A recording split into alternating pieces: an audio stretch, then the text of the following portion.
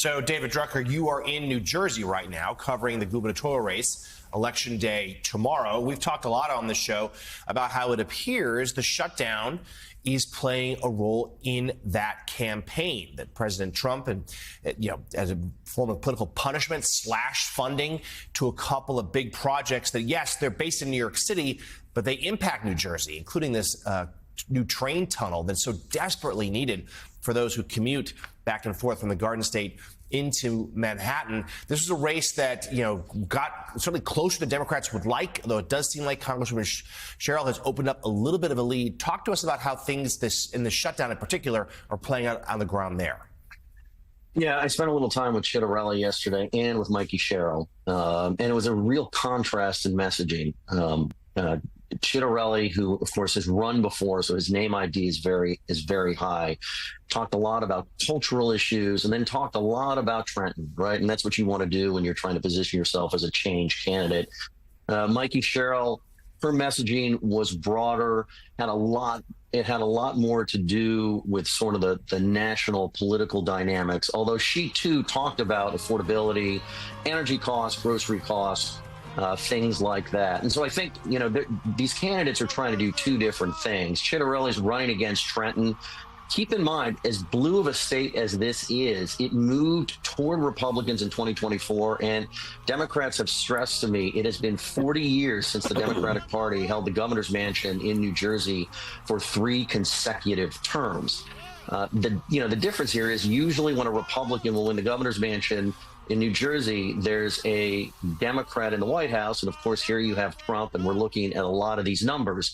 And so you would think that this would be enough to push Mikey Sherrill over the top, if nothing else. I do know that there are progressive operatives and some others that are a little concerned about the margin and would have preferred a more dynamic candidate in Mikey Sherrill.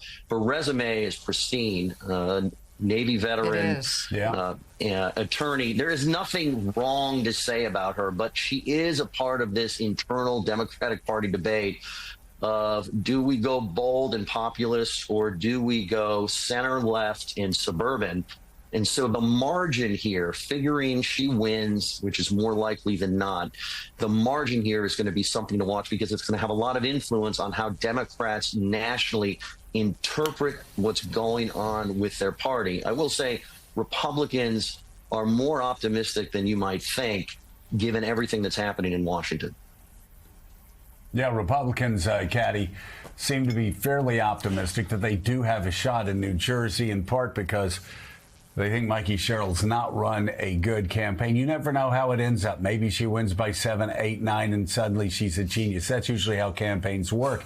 In Virginia, of course, you have Abigail Spanberger, who, for now, again, polls mean absolutely nothing, but looks like she's moved out to a double-digit lead. And she got some help, as well as Mikey Sherrill, from Barack Obama yesterday. Let's take a look at a couple of those clips. Let's face it. Our country and our politics are in a pretty dark place right now. It's hard to know where to start, because every day this White House offers up a fresh batch of lawlessness and recklessness and mean-spiritedness and just plain craziness. For ordinary families, costs haven't gone down, they've gone up, partly thanks to this shambolic tariff policy. Young people trying to get a start in life are having a tougher time than ever finding a job. Entry-level hiring is down 16% from last year.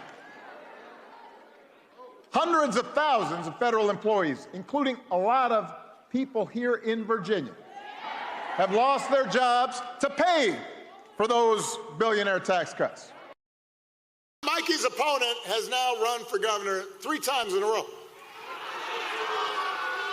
I mean, I believe in persistence, but at a certain point. So 3 times in a row.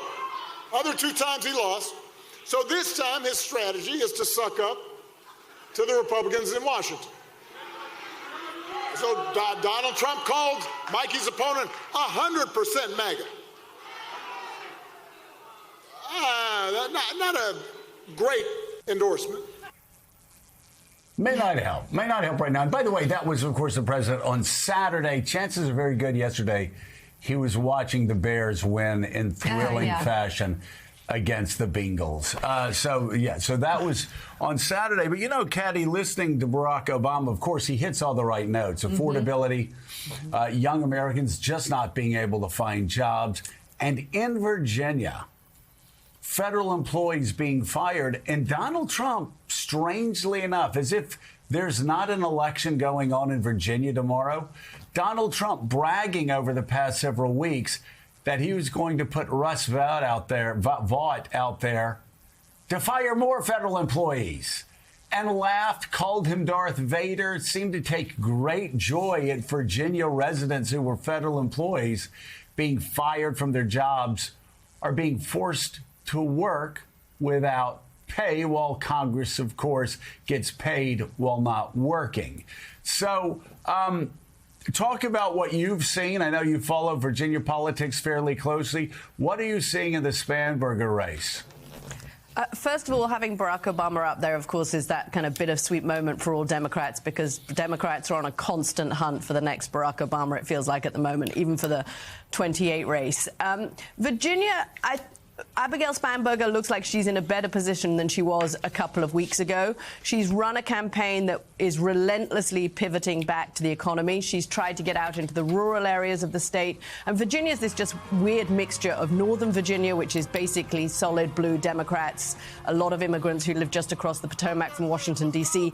But then you've got large sections of the state that are much more conservative and a lot of farming areas. And she's made an effort to get out to those farming areas to talk to them about how the tariffs are hurting them, because we know American farmers are being hit by, even the Treasury Secretary is being hit, apparently, in his soybean farming. So she's made that effort, and I think it's paid up. And you've seen it in the and you've seen it in the polls just in the last week, how she seems to have pulled ahead. I'd be very surprised if Abigail Spanberger didn't win, but I think one of the interesting things to watch, both in Virginia and New Jersey, and even in New York City, is going to be to dissect the returns and see what's the polling like, how many people went from the Hispanic community, Hispanic voters, and from young voters, because those are the two voting groups where Donald Trump has lost the most support in the course of this year. So if they turn out in big numbers for the Democrats in New Jersey and in Virginia, particularly in New Jersey where there's a big Hispanic population, but in Virginia as well, I think that will be a lot of comfort to Democrats going into the midterms next year, if they can get those groups,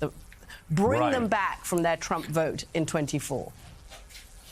And on the other side, given everything that's been in the headlines over the next year, if Republicans hold their numbers with Hispanic voters, that will be deeply worrying for Democratic candidates and Democratic strategists moving forward, and will suggest that this is more of a generational shift. We'll get the first glimmers of that after tomorrow night. I want to ask you, though, Dave Drucker, though, there's some weird cross currents going on in Virginia right now. You've got a Republican gubernatorial candidate that Donald Trump has not come out and endorsed yet. So that obviously is not going to help her. You have a Democratic attorney general candidate who said the most heinous things in text messages and on the phone a couple of years ago. In my opinion only, he shouldn't even be in this race right now because of those disqualifying remarks. But he is. So there are those cross currents going on. And then speak, if you will, to the fact, something that John Lemire's been talking about for some time. We've had Donald Trump obviously very active overseas and very active online, but he didn't get out and campaign for the one big beautiful bill, or whatever they call it, the thing that gave monopolists and billionaires unprecedented tax cuts while slashing health care for working Americans. And he hasn't been out campaigning on the trail for any candidates this time. So I'm curious, how's that going to impact that Virginia race and maybe even the New Jersey race? Yeah, really good questions. The president, even though his numbers at this point in the election cycle are better than they were at the same point in his first presidency, is still at least a little bit toxic, if not very toxic. Anywhere you're going to have a majority of Democratic voters showing up to vote. So the whole ball game in many instances becomes independent voters, because what Republicans need is what happened to them in 2022, right? In 2022, President Obama's numbers were horrible. The national atmosphere was not good for Democrats. They still won independents by 2 points. That's why the midterm election in 2022 was not a disaster by any stretch, and they actually gained a Senate seat and increased their majority. And so I think what we're looking for in New Jersey and Virginia as harbingers is, where does that independent vote go? And Trump is a non-factor. In some ways, you have to give Trump a little bit of credit here in that, normally he wants to insert himself. And then he can say later, hey, I tried to help. You didn't want my help. This proves you should have taken my help. Ciattarelli has taken him up on it, even though Trump hasn't been in New Jersey. He has embraced Trump. Winsome Sears has done things a lot differently. But Trump has stayed out of it because Republicans don't want him in there. He's not helpful. And what we're seeing, and people on the ground in New Jersey were saying this yesterday, particularly on the Democratic side, but it's just true of our politics, Joe. These aren't local races anymore, by and large, right? They're just not. And not because of the government shutdown or anything else. These are nationalized races where people put on their jerseys. And the way the campaigns have approached these races is we have to maximize and squeeze every last drop of turnout from our side as we can, and then hope independents just find the opposition something they can't support. Yeah, it's interesting. My argument had been several weeks ago, maybe a month or two ago, that Democrats should ignore Donald Trump and start talking about affordability and start talking about these other issues. The fact that Mikey Sherrill and Abigail Spanberger are tying their opponents to Donald Trump means they're seeing that voters don't feel the way I'm thinking, which is this is a referendum on Donald Trump. And so that's why you're seeing Donald Trump in just about every ad. And Trump is going to be appearing. On the Democrat side, you're seeing Donald Trump. The Republicans aren't openly embracing him on the campaign trail at the end, but Democrats sure are trying to tie their opponents to him. The president's going to be doing 2 tele-rallies tonight. Tele-rallies, okay. For That'll Virginia get the kids and New excited. Jersey. All right.